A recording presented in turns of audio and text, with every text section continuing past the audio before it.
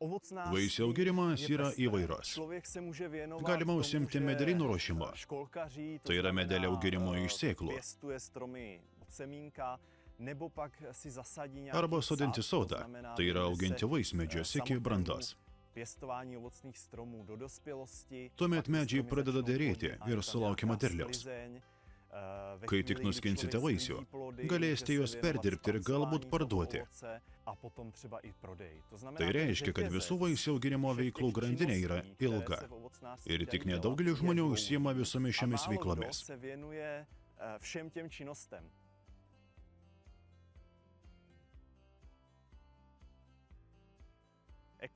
Ekologiškas vaisių auginimas įgauna daugybę formų, o tada kiekvienas žmogus, kiekvienas rinkinys. Sodininkas vaismedžius gali auginti įvairiais būdais. Kas čia jungia visas dalis? Taigi būtent tada, kai šie vaismedžiai atlieka įvairias negamybinės funkcijas, jie gali palaikyti biologinę įvairovę. Jie gali atlikti antierozinę funkciją, taip pat socialinę istorinę funkciją, pavyzdžiui, kai kalbame apie senas veislės arba kai kuriami bendruomeniniai sodai. Žinoma, ekologiškai auginant vaisius draudžiama naudoti įvairius neorganinius preparatus. Tačiau net ir iš leidžiamų produktų galime pasirinkti daugiau ar mažiau švelnių. Tai reiškia, kad pavyzdžiui savo medrinę purškalus naudojame tik vietoje ir daugiausiai rūpinamės tam tikrų kenkėjų ir ligų prevenciją.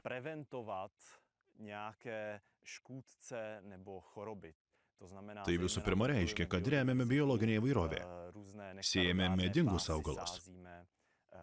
Apsauginės juostas sodiname taip, kad įvairūs plėšrūnai reguliuotų šios vaismedžių kenkėjus.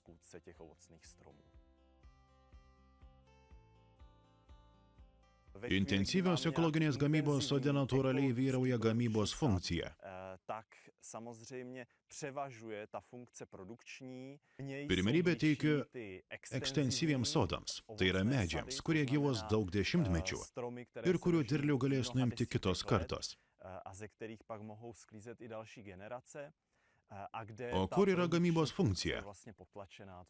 Iš tikrųjų, jie nedominuoja, tai yra mus labiau domina tam tikras kraštovaizdis, bioįvairovė, estetinė funkcija, skirta biologiniai įvairoviai palaikyti. Taip pat ir žmonės esantis vaismedžių sodas buvo sukurtas čia. Kai prieš 6 metus iš esmės čia buvo monokultūra. Apie 50 hektarų užėmė kviečiai ir rapsai, o pasodinus čia tokį didelį bendruomeninį sodą, jis tampa savotišku biocentru, į kurį grįžta gyvybė. Čia pradeda nokti pirmieji vaisiai, todėl net praeiviai einantys pasivaikščioti ir pabėgioti gali ką nors nuskinti. Jie gali užkasti kriaušės, o laikui bėgant į šią vietą būtinai ateis vis daugiau žmonių.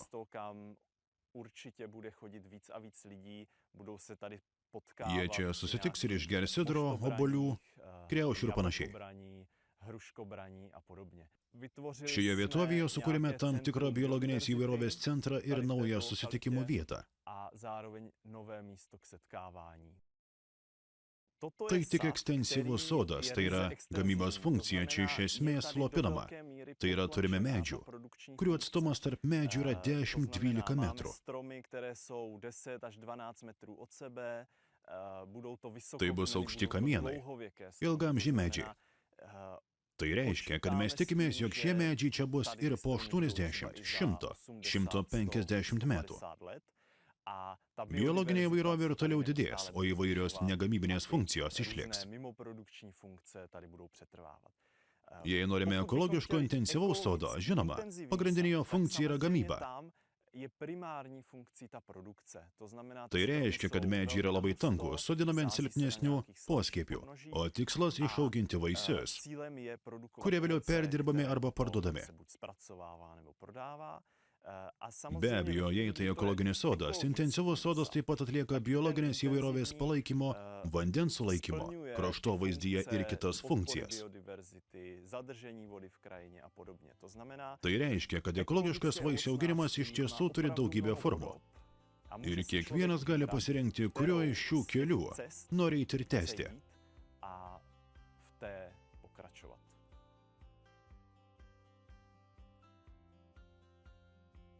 Kai norite pasodinti vaismedį, pirmiausia pagalvokite, ko iš jo tikitės.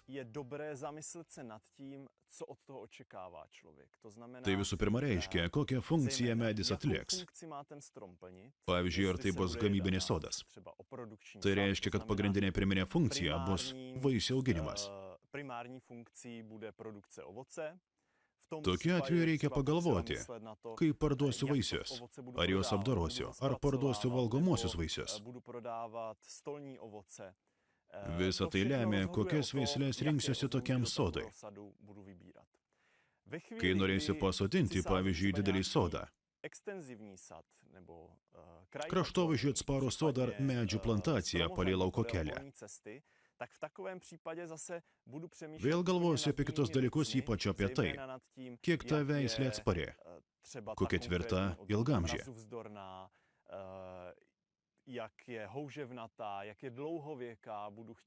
Norėsiu, kad medžiai gyventų 100 ar daugiau metų.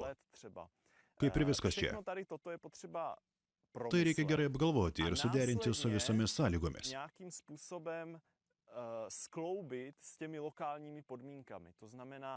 Jei tai slėnis, kuriame dažnai būna šalnų. Pavasarį pasirinksiu ištvermingiausias veislės, tinkančias tokioms vietoms.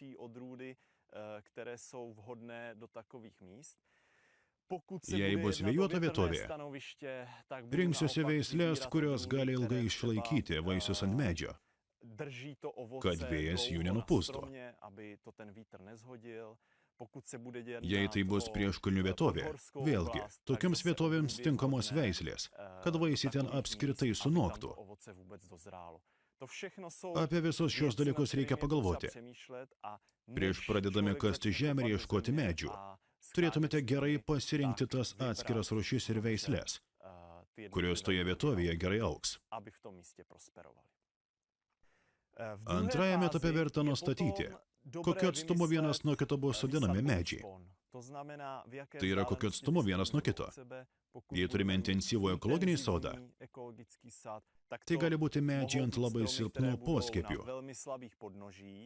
Tai yra, jie bus maži, jos bus lengva šukuoti, bet jiems reikės daug kartų daugiau priežiūros.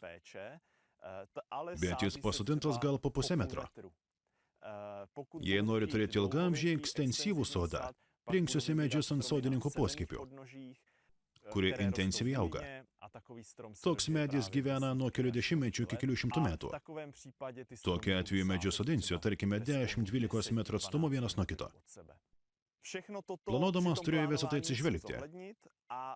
Pagrindinis šio mąstymo aspektas, ant kokio pagrindo noriu turėti medžius. Jei sodiname kraštovaizdį ir norime ilgamžių medžių, tokiu atveju norime turėti ir šaknastiebį. Jei sodiname intensyvius sodus, norėsime silpnai augančio, kad medis nebūtų per didelis ir būtų lengva tikėtis ankstyvesnių vaisių.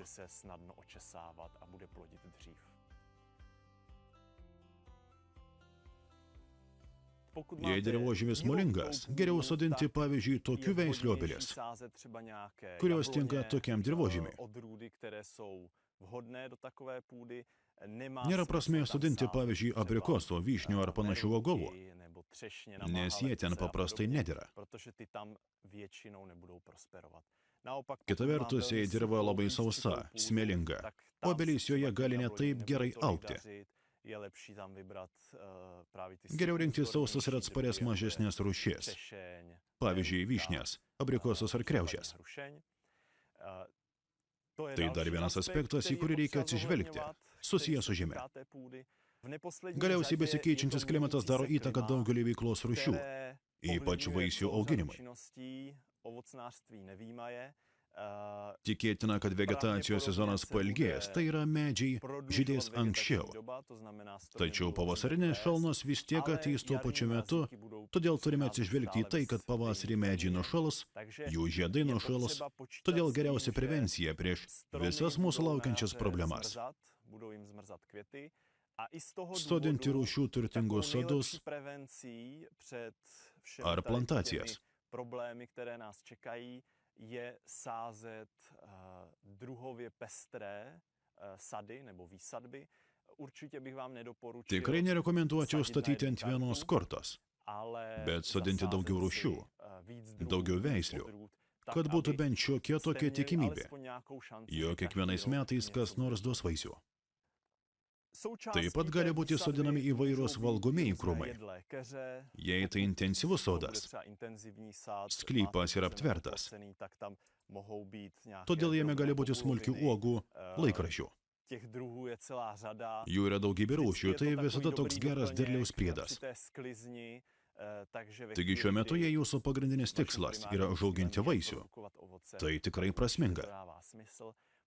Kita vertus, jei sodinate ekstensyvius sodus, kaime geriau rinktis tokias rūšis, kurios išgyvens pašalinus apsaugą nuo užgriuvimo kaime, tai reiškia kai kurias vešliai augančias rūšis, pavyzdžiui, alksnius, kaiminystėje augančius medžius, lazdynus ir panašiai.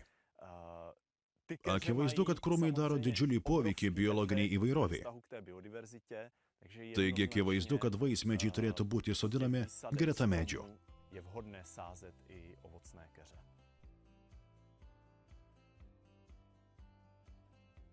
Taigi, kai tik apgalvojate, ką ir kokiais atstumais sodinsite, galite pradėti faktinį sodinimą vietovėje, tada atvykstate į Medelyną ir norite išsirinkti medžius.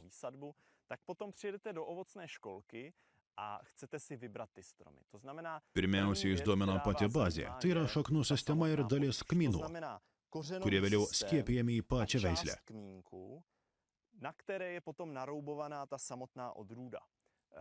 Čia matote šios vyšnios skiepo vietą. Čia, o iš tikrųjų viskas, kas yra žemiau, yra pati bazė. Tai turi įtakos daugelį medžio savybių, pavyzdžiui, kaip ilgai jis augs, kokio dydžio bus subrendęs, koks ištvermingas jo kamienas, ar jis gali ištverti sausrą. Renkantis medelius labai svarbu atkreipti dėmesį į tai, kokio šakniastiebio nori. Pavyzdžiui, obelų atveju yra daugybė vadinamųjų šakniastiebių tipų. Tai reiškia, kad šie poskiepiai buvo atrinkti arba išvesti specialiai tokiam intensyviam vaisių auginimui. Tai reiškia, kad jie tinka intensyvesniems sodams. Jie greičiau subrandins vaisius, nebus dideli, bet gyvens tik 10 ar 30 metų. Jiems reikia nuolat dirbti dirvą ir net laistyti. Sodindami kraštovaizdį aiškiai pasirenkame medžius ant vadinamųjų sodininkų poskiepių, kuriuos Medelynas išaugino iš sėklų. Jų šaknų sistema daug tvirtesnė. Kai renkamės patį medį, žinoma, šaknys turi būti tam tikro dydžio, kad būtų net keli plaukeliai.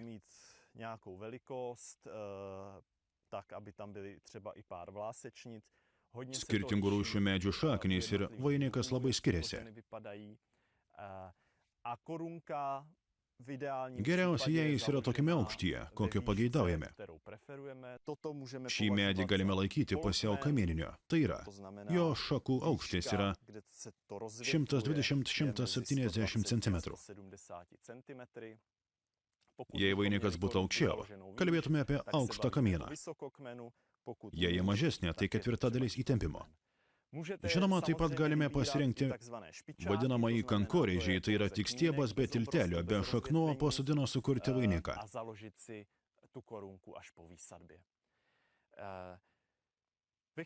Ta akimirka, kai pasodinsi medį, jūsų tikslas suformuoti idealiai šakotą vainiką, geriausiai su galine ir 2 ar 3 skeletinėmis šakomis, kurios vėliau šakojasi toliau ir suformuoja vadinamąjį vainiką. Piramidinė hierarchija. Tačiau jei sodinate intensyvius sodus, taip pat turėsite pasirinkti medžių genėjimo technologiją.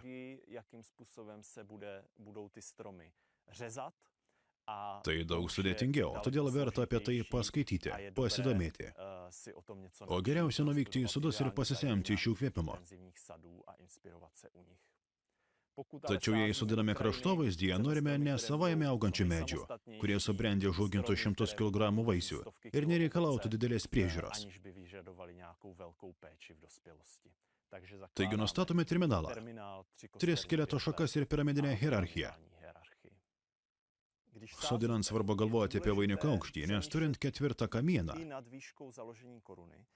Subrendusi medį daug lengviau išvalyti, tačiau kartu reikia atsižvelgti į tai, kad skeletinės šakos bus ir po 50 metų. Tai yra, kai nori judėti aplink medį arba kai ganosi galvijai. Nenori, kad tos skeletinės šakos būtų tokiame žemame aukštyje. Ir man reikia sukurti tam tikrą kamieną arba aukštą kamieną. Kita vertus, jei medis auga aplink daržovių lysvę, kurie norite apsunkinti jų auginimą.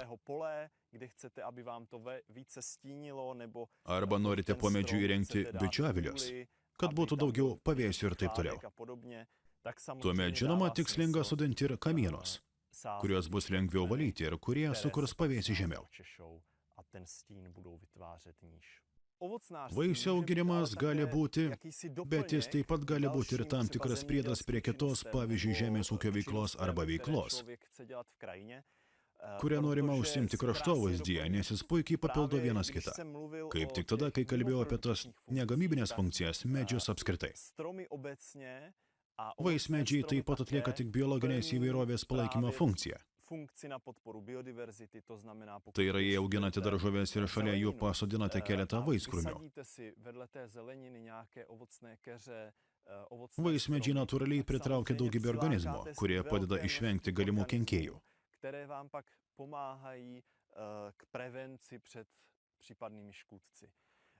Arba pavyzdžiui, kai turite ganyklą, norite suteikti gyvuliams pavėsį.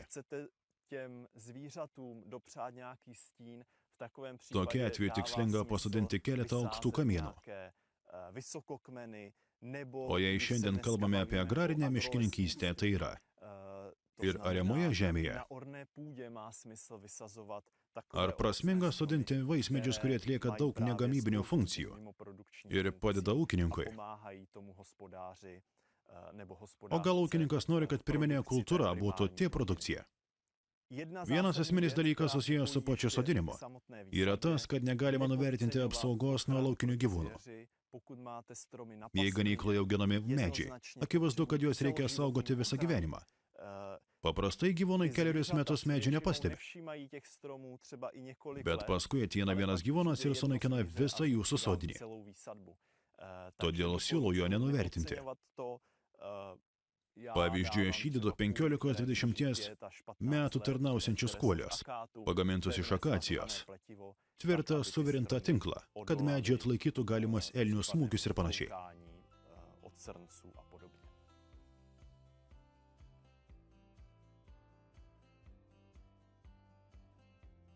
Vienas iš biologinės įvairovės skatinimo pavyzdžių, kurie atliekame savo sode, yra ši krūva, į kurią iš tikrųjų išmetame po skiepijimo nupjautus arba kruvinus šakniastiebius.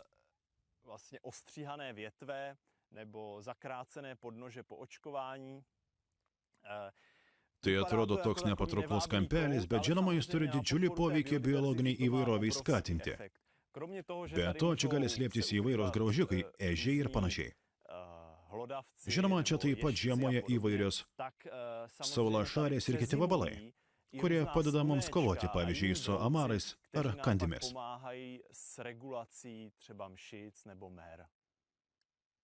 Štai dar vienas biologinės įvairovės priemonių pavyzdys. Tikriausiai dauguma iš jūsų atpažins krūvą. Pieva aplink jau augalija iš tikrųjų žydi. Apimtis, štai paskutinė likusi dalis. Jį dėdame tose vietose, kur yra didesnė žemės dalis, kurią norime padengti. Ir žinoma, jis turi didžiulį poveikį, nes duoda nektaro ir pritraukia, pavyzdžiui, šunis, vikšrus ir kitus vabzdžius, kurie padeda kovoti su kenkėjais ant tų medžių. O kartu tai yra žalioji trąša. Tai reiškia, kad jis vibruoja dirvožemį ir palaiko dirvožemyje esančius mikroorganizmus. Čia norėčiau parodyti dar vieną pavyzdį, kai mes stengiamės skatinti biologinę įvairovę. Kai kuriuose vietose tarp augančių medžių eilių iš tiesų įterpiame įvairių rūšių mišinį.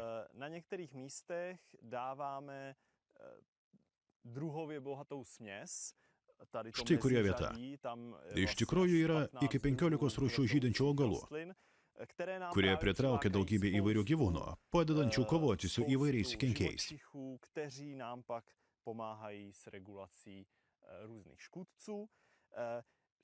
Paprastai darželiuose galima pamatyti tik tokį juodąjį ungurį, kuris yra arčia. Tačiau tai labai kenkia pačiai žemei. Todėl labai svarbu, kad dirvožemyje augtų dirvožemį maitinantys augalai, kurie iš tikrųjų neleis išgarinti vandens, sumažins įvairių piktžolių kiekį ir palaikys dirvožemyje esančius mikroorganizmus.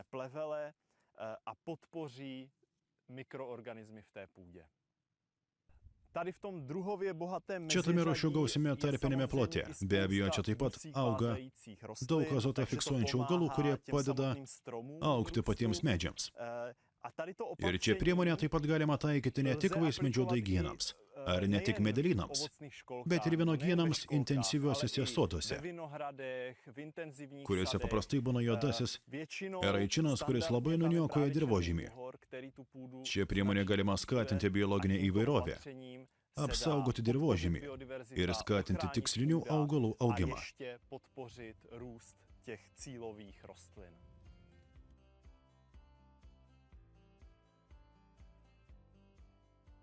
Dabar stoviu prie seno kriaušių medžio. Už manęs matote 70 metų senumo vaško butelių veislę. Tai medžiai, kuriuos kažkas pasodino maždaug 1960–1950, kurie užaugo iki brandos ir nuo to laiko iš esmės nebuvo prižiūrimi. Tai reiškia, kad tai yra tam tikra ekstensyvi sodininkystė, iš kurios mes šiandieninės ateinančios kartos. Vėliau nuskinsime vaisius arba tiesiogiai vartosime, arba galėsime kriaušę sudeginti arba galbūt išdžiovinti. Kartu tai medžiai, kuriems nereikia beveik jokios priežiūros, tačiau jie veda vaisius ir dar daugelį metų ves vaisius. Be to, jie čia atlieka kažkokį vardinį skambutį. Aplink mus plyti didžiuliai laukai, o kartu tai ir tam tikros biologinės įvairovės centras, kuriame prieglobstį randa nedideliai žinduoliai. Pavyzdžiui, elniai ar kiškiai. Ir žinoma daugybė vabzdžių ar bestuburių. Senųjų veislių pranašumas daugiausiai yra tas, kad jos yra labai įvairios tarp skirtingų veislių. Yra veislių tiesiogiai skirtų sidro gamybai, tiesiogiai skirtų džiovinimui ir žinoma įvairių stalo veislių. O šiuolaikinės veislės dažniausiai buvo išvestos arba išvestos specialiai tiesioginiam vartojimui, kaip stalo vaisiai.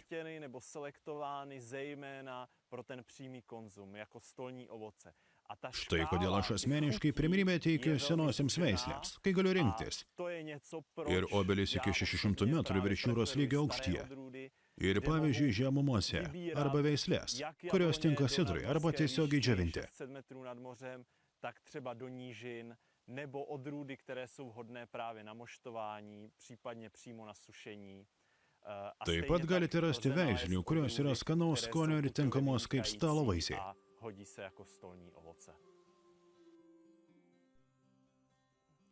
Kai žiūriu vaismedį, matau ne tik pačius vaisius, bet ir tai, kad jis užima tam tikrą vietą kraštovaizdyje, kad jis gali pritraukti žmonės į kraštovaizdį.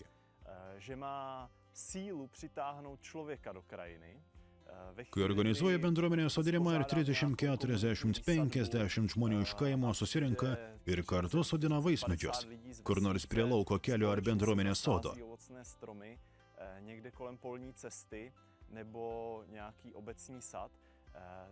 Jaučiu, kad mezgasi ryšys su pačiu kraštovaizdžiu. Vaismedį laikau žmogaus ir kraštovaizdžio santykio simboliu. Tuo pat metu kraštovaizdis keičiasi teigiama linkme.